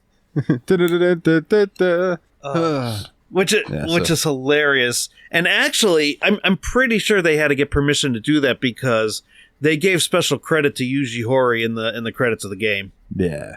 So to run through this a little quicker so we don't leave Willie out for too terribly long. You've been looking for someone to try to run against Aoki in the Bleach Japan guys. His subordinate was it Kume? Oh yeah, excuse me, Kume. Fuck Kume. Fucking Kume. Fuck that guy. Fuck Kume. Fuck Kume. Fuck him. Everything I said about Nanba earlier, switch Nanba for Kume, and that also fits. Fuck him in his face and his stupid haircut and his little dumb outfit. Like, and his stupid witless brain that can't even think for itself. Yeah, he's a piece of shit. You have to, as Kasuga, take him on in the basically like the mayoral role. Yeah. And going through that, you end up telling Aoki, I've got information on you that you won't want to get out to the public. It's in the Millennium Tower. I just have to go get it. You're done for. And you leave. And that's not true. There's nothing up there. So much more happens in between all that, but we can't cover all of it. Yeah. Well, you got to play. We got to leave you some to play and find out. Yeah. But yeah, he basically tells him that. And this is after he tries to blow him up after Mirror Face comes in and tries to kill them. And Arakawa got shot and killed. Oh, Mirror Face. We don't know who Mirror Face is. Yeah. Well, you do. We do. We do. Oh, yeah, we do. Yeah, that's true. We do. They don't. Yeah. But yeah, Arakawa gets shot in the head. I guess we should mention that. That's a big point to go to what I'm about to talk about. So, as he says, yeah. I have proof that you had Arakawa killed. So much story. Like, so much story. Really hard to summarize all of it in one podcast. It very much is. Yeah. So you guys tell him that, knowing that his ego will not let him just forget about it. So he sends Tendo to go check it out. Tendo shows up, sees all y'all there, and is like, it's a trap. Fucking well played. Let's fight. So then you fight Tendo. Another long-ass fight. Another guy who's just a fucking tank. But you beat him, and then it cuts to Aoki coming with a bunch of his goons. And they come in the door, and Tendo is sitting on the desk, smoking a cigarette, bruised up, shirtless, and all of your party members are laying on the floor. And he's like, Aoki starts talking to him, and basically says, whoever's responsible for this getting out to the media, because he had been doing a meeting where it came up that he had, what did it say? Oh, he was giving his victory speech because it was election day. Yeah, and it popped up on the screen saying that he was like guilty of something. Murder. Oh, murder. That's right. It was the murder. And that's when he goes and he checks and starts talking, and he says, whoever's responsible for that news reveal, I want you to find them, I want you to kill them, and I want you to kill their whole fucking family. And that's when Kasuga stands up, and all your party stands up, and Tendo hops off the desk and goes walking around the desk and drags Tendo, a beaten, bloodied Tendo, out from behind the desk and just drops his sack ass down. That wasn't Tendo smoking that cigarette. That was Mirrorface, who worked for Aoki, and then Aoki tried to kill him. And what does an assassin work off of? Money. And he was like, well, you tried to kill me, and these guys offered some cash to do this, so fuck you. Yeah, pretty much. To add a little bit of context to Mirrorface, when you fight him, he actually looks like Adachi and is dressed like Adachi. Yeah, the first time you fight him, it is. I think it's hilarious that Kasuga starts asking him traffic cop questions. Yes. To figure out who's the real Adachi. And wasn't it because Mirrorface knew the answer? Yeah, and Adachi's like, I don't fucking know. Yeah. The real Adachi was like, I don't fucking memorize all of them. And Kasuga's like, yep, that's him. That's him. Wow. Because the assassin would have been learn everything you can, but he wouldn't have known that Adachi didn't take his job that seriously as a traffic cop. Seriously, yeah. Which is funny too, because when he gets knocked on the ground and he's like, oh, fucking cops don't know your laws or some shit like that.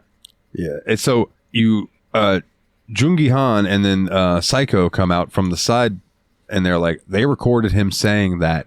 They recorded him, video and all, of saying, whoever put that out, kill them and kill their entire families. Like, as soon as possible. Kill them. I want them dead.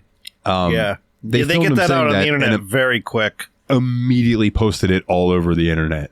Yeah. Because it's the fucking Gummy Jewel. They can do what they want. Right. And, so he flips his shit, and you end up fighting him. And he's not that hard, actually. Because, I mean, he's not a big, tough Yakuza dude. You know what I mean? So, like... The big thing that he did was he just kept calling for muscle. Yeah. Like, he would just spawn in more henchmen, and eventually he stops. So... Yeah. And then you end up fighting him ultimately with just Kasuga by the end of it. The last battles, you fighting him just Kasuga, and it's a fist fight. So if you're any other class, it automatically changes you back to freelancer, so you could fist fight him. And the fight is so dirt easy, it's not even funny. Like, you just destroy him. Yeah, you beat his ass. Yeah. And then Tendo is the hardest fight of the chapter. Yes. Like, he's technically the final boss. So they end up back where he left, and Kasuga's like, I know where he went. So they go back to where it all began for both of them in those lockers. He's back at the lockers, and he's looking at it, and he pulls out the gun and he points it at Ichiban, and Ichiban's like, what the fuck? There's this whole spiel. I don't remember all of it, but it's very, very emotional scene. Lots of tears. Aoki turns the gun on himself. He's going to shoot himself in the head. Ichiban talks him out of that. And he's like, dude, just go turn yourself in and everything will be okay. And Aoki's like, okay, you're right. And out of nowhere, Kume comes in. What you think is going to happen to Watase earlier, that was like Chekhov's gun, dude. if you think about it. Because Kume comes in, Wakazashi in hand, whoop, stabs Aoki, young master, right like in his shit. I don't know how to describe it, but it's the place that everyone gets stabbed and then they fucking die because they bleed out. And he stabs him and he's like, I believed in your message and you betrayed me, and I will not let that, be a foul or whatever the fuck he says. And then he pulls the blade out and he walks away. And Aoki pretty much bleeds out in Kasuga's arms. Yeah. Did we mention fuck Kume? Yeah, bitch. Fuck Kume. That motherfucker. I mean, dude, it really had me thinking that this was going to actually have a good ending for a Yakuza game, and I should have fucking known better. I mean, it did to an extent. Like, the ending itself was generally pretty positive. Like, there's no more Yakuza.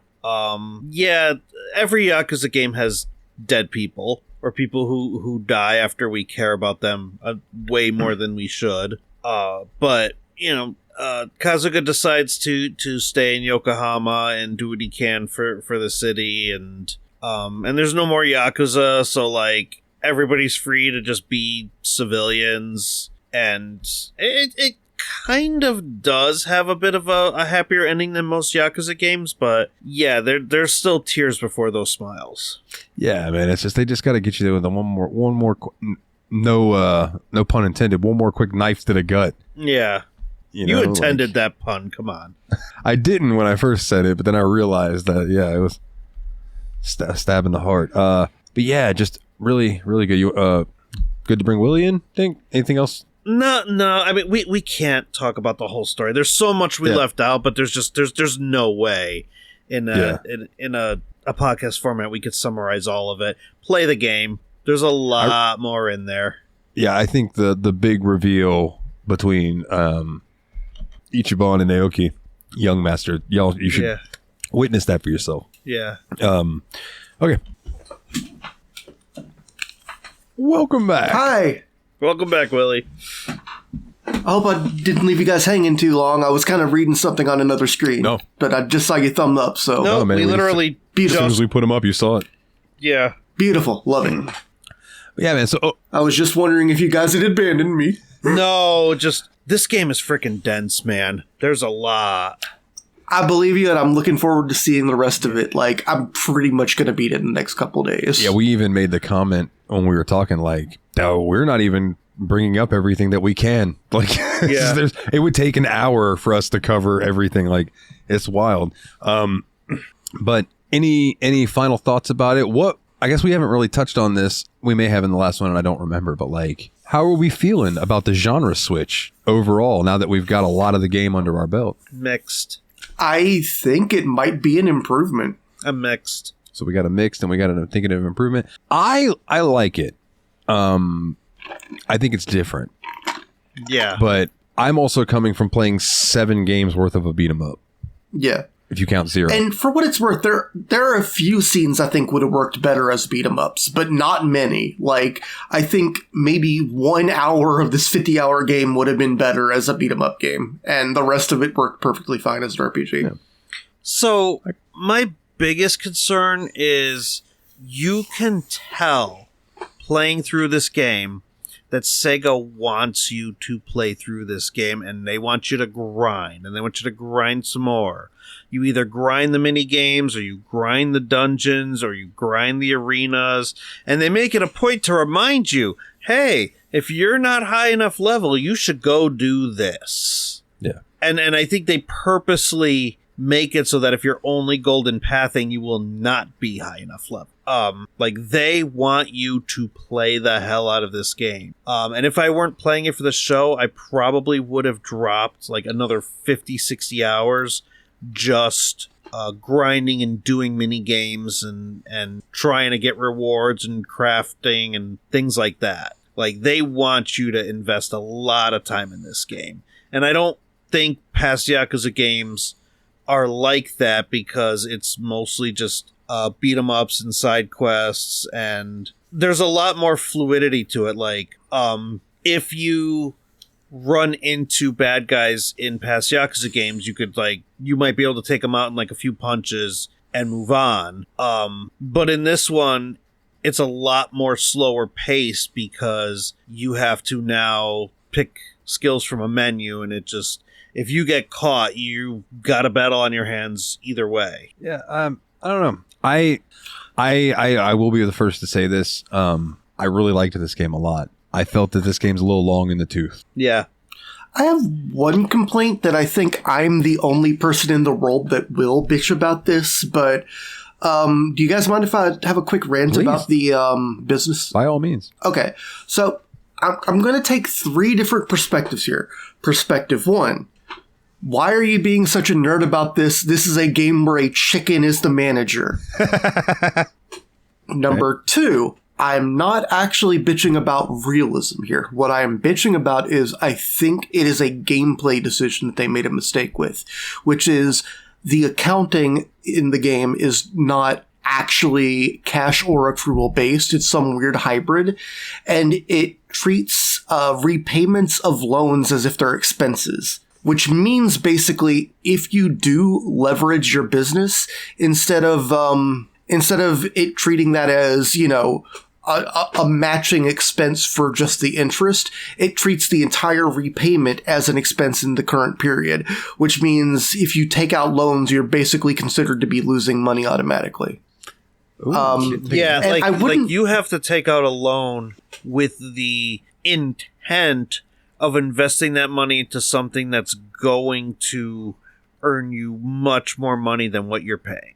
Yeah, because like you can take out loans, and I feel like this is the problem because it basically encourages you to not use debt at all, to not leverage your company, and to play a really low risk strategy where you hang on to your money. Mm-hmm. And I do think that that's kind of lame. Mm-hmm. On the other hand, the third perspective is I can also see why that makes sense for the narrative of the game, because in the Yakuza games, debt tends to be a foothold for shady actors to like snatch everything you own in the first place. Yeah. Yes. So, I mean, it could be like that too. I'm just saying, like, in the beginning of the game, before you get the second investment from Nick, you're running pretty thin on money, and I took out a big old loan because I wanted to invest a ton up front in my business, and I feel like I got punished for doing that, even though I think that is the correct way to do it. Yeah. Well, it might be that you take that punishment early on, but then you work past it, but then you still reap the benefits of the investment. Does that make sense? I guess so, but I also didn't realize that when I hit the top 100 that I was going to get like millions of yen in cash infused, and if I'd known that, I wouldn't have taken out a loan in the first place. Very fair. Very fair. Yeah. One last... But yeah, that's me bitching about accounting in a video game, well, so, you know... That's the kind of guy I am. One last thing I do want to say about that minigame is I am now actually actively looking for a game like on my iPhone that will come close to that experience because I liked it that much. Yeah, it's really satisfying. Brother, that's like me chasing the cabaret high from Zero. I know that feeling well. Yeah, yeah, maybe you should just reopen Zero because Majima's cabaret business is really fun to run. Yeah, it really is. It's not exactly the same. It's even more noisy, I feel like, but I think there's a like lot going on. Yeah, it's very Japanese. I think I described it as feeling like I stuck my head in a pinball machine the first time I played it. But yeah, I like I was saying, I do feel like this game's a little long in the tooth. There are some story elements to it that I feel like were unnecessary. I mean, no offense to him, but like I do not think that whole Nanba brother storyline really like needed to be there. There were some like tie-ins to it, but I mean, I feel like they could have worked that in other ways and cut out 10 hours. But that's just me. Yeah. And there's a couple other things, like you said, the necessity to grind and stuff like that. But that's here's the thing though, is that this was harkening back to old Dragon Quest games, and what did you do in those games? 90% of the time was grinding. So in a way... And I also feel like your character level is not anywhere near as important as your equipment, too. Like, I feel like getting better, like, just leveling up your weapon is a huge change by itself. Yeah, and when I finally playing and grinding up multiple jobs will also get you permanent stat boosts. But then... Yeah, that's definitely something I was doing, is trying to get a lot of the jobs to level 8, because at level 8 you have 2 different permanent stat boosts. But then also, if you play the mini games... you can use the currency you earn in the mini games to buy level up manuals and permanent stat increases or drinks that increase your stats permanently, and things like that. So like they do find different ways to break the monotony while you're grinding, but they're still grinding. And you said that this game was meant to kind of emulate the Dragon Quest experience. I wonder if they're going to keep that in Infinite Wealth or if they streamline it. I don't know. We'll have to see when we get there. Yeah. Yeah, I'm looking forward to it. You know, the series got its hooks in me a second time now. We not only have Infinite Wealth, we have Man Who Erased His Name. We still have Ishin. Mm-hmm. And then don't forget, we've still got Judgment and Lost Judgment. Yeah. And Judgment being like a cop type game with the beat 'em up stuff. I'm very intrigued. Yeah. Very, very intrigued. Mick, the way that you just did that was the exact thing from Family Guy. Yes, shallow and pedantic. Like that you hit was for that. Perfect. Yes. Shallow and pedantic. Love it. All right, man. Do we want to give Like a Dragon some ratings? Yeah, it's after 1 a.m., so I'd say let's. Yeah, I think you're probably ready for bed. I'm getting there. Yeah, I'm weirdly sleepy. I know I was just sleeping before we recorded, but I'm ready to hit that bed again. I am. I have a visit with the throne. Gonna beat that bed like it owes me money. So, I really enjoyed this. I thought, this was a great first foray into them shifting genre. That being said, I did have a couple qualms with it. But at the end of the day, pacing issues. This is a really fun game. I'm going to give this 8 Yakuzas out of 10 Like a Dragon. All right. Kasuga, real quick. Kasuga's the man and Adachi's the man. I hope Adachi comes back. Hell yeah, man. Shit. Me too. Now I didn't even think about him not coming back, and now I'm worried that might not be the case. But no, I'm sure he's iconic. He's like Date for this game, you know? Yeah. I don't know, man. I liked it. I liked it a lot. I think it was really satisfying, and I think it would be wrong for me to do anything other than give it 9 out of 10. Just, let's say 9 dragons out of 10 quests. Beautiful. I'm gonna edit mine. I'm gonna give it 8.5. Give it 8.5 because 0.5 for Adachi. Okay. That's Hell fair. Yeah. All right, so that's just me then. So, great characterization, good plot development, could have wrapped up quicker, definitely slower paced than the beat-em-up Yakuza games, definitely grindier than the beat-em-up Yakuza games, very dense. This is a game that is meant to keep you playing for a very, very, very long time, and that is both a positive and a negative. But it was overall a well put together package in the end. I'm gonna kind of agree with Dalton. I'm gonna give it 8 Kazugas out of 10 Ichibans. Hell yeah! Great game though. Like, it's not a perfect game, but it's a good game. I mean, it took some chances, and most of them paid off, and I gotta respect that. Which makes me very excited for Infinite Wealth, because if they if they take what they learned from this game and they refined it, then Infinite Wealth is going to be a dang good game. Absolutely agreed. All right, man. Quickly before we get into house cleaning, there is a new retro poll up, because in 2 weeks, gentlemen, we will be doing not a retro poll, a short game poll.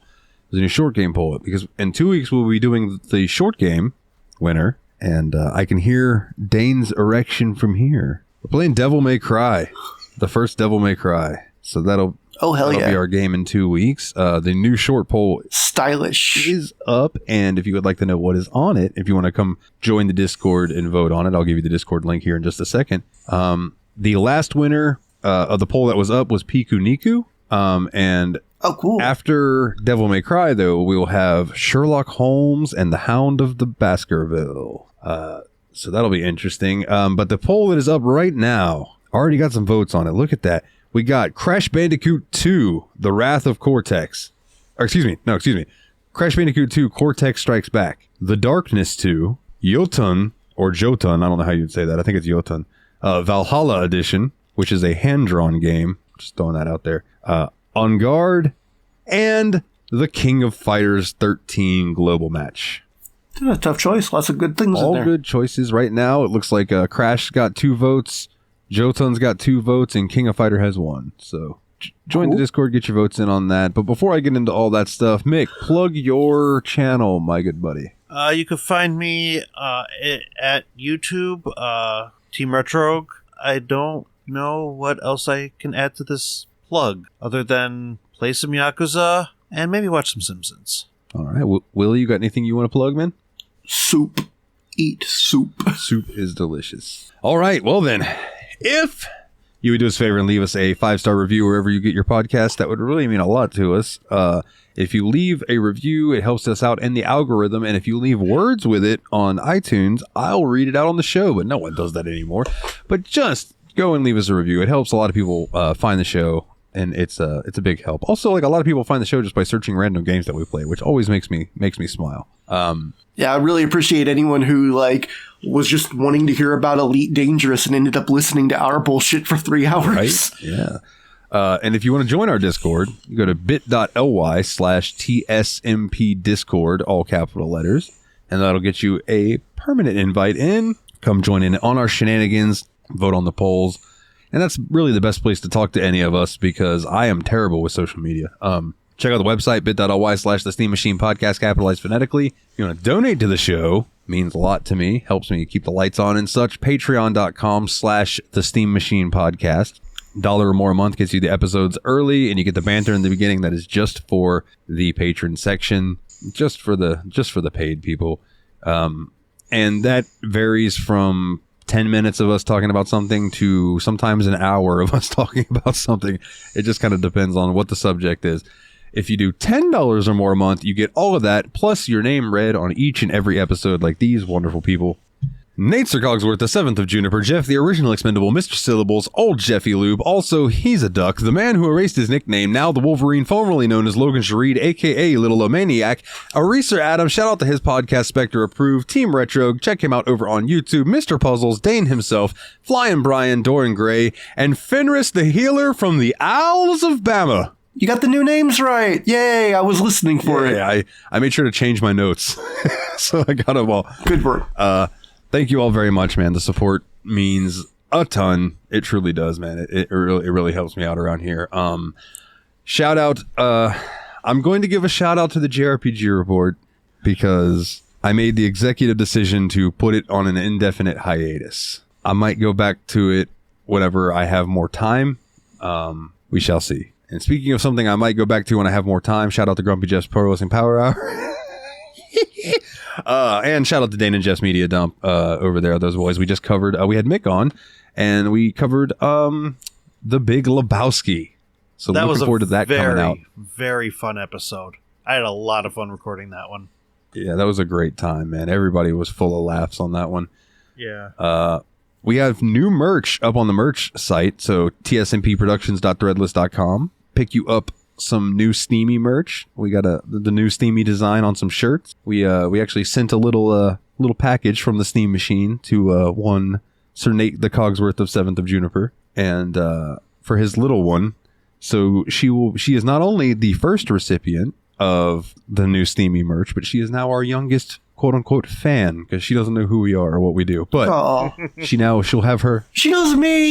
She does. She knows her Uncle Willie. So now she can represent Uncle Willie with she got to grow into it because I went with 6 months and a year. So that was wise because she's a bit big, so she'll probably be more like 4 months when she wears it. So it's a onesie that's got Steamy the Robot on it, and I look forward to pictures because I'm sure Nate will send us pictures, and I very much look forward to it. Yes, baby is adorable. But yeah, merch tsmpproductions.threadless.com. Check out my music nowthenightmare.bandcamp.com. That's all I got, man. We'll be back in 2 weeks to talk about some Devil May Cry. About time we get around to some Dante. Man, yeah. The last character action game we played was fun, so looking forward to this. It should be a good time, boys. Well, until then, I'm going to let these boys go to sleep, and everybody else, take it easy.